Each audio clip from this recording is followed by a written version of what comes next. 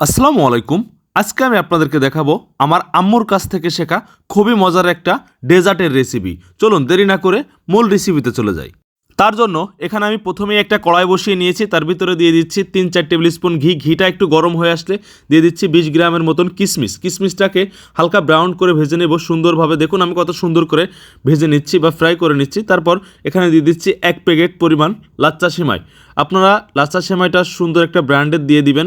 তারপর এখানে লাচ্চা সেমাইটাকে আমি একেবারে স্লো হিটে আস্তে আস্তে ফ্রাই করে নিচ্ছি। ব্রাউন কালার আসা পর্যন্ত আমি এটাকে ফ্রাই করে নেব সুন্দরভাবে।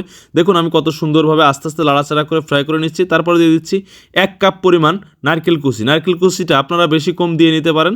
নারকেল কুচি দিয়ে সুন্দরভাবে আমি আরেকটু লাড়াচাড়া করে ফ্রাই করে নিচ্ছি, এটাকে ভাজা ভাজা করে নিচ্ছি। তারপরে দিয়ে দিচ্ছি একটার অর্ধেকটা কনডেকশন মিল্ক দিয়া সুন্দরভাবে আবারও আমি লাড়াচাড়া করে নিচ্ছি। এখানে আমি স্টারশিপ কোম্পানির কনডেন্স মিল্কটা ব্যবহার করেছি।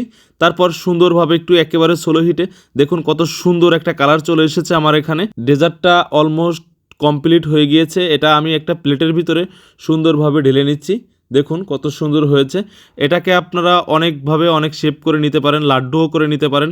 আমি এখানে একটা কাপের ভিতরে কিছু চেরি ফল এবং একটা কাজু বাদাম দিয়ে সুন্দরভাবে কাপটাকে পিল করে নিচ্ছি, সুন্দরভাবে ভরে নিচ্ছি যেন সুন্দর একটা শেপ আসে। দেখুন কত সুন্দর একটা শেপ এসেছে। তারপর এটাকে আমি মাঝখান থেকে সুন্দরভাবে কেটে নিচ্ছি ভাগ করে।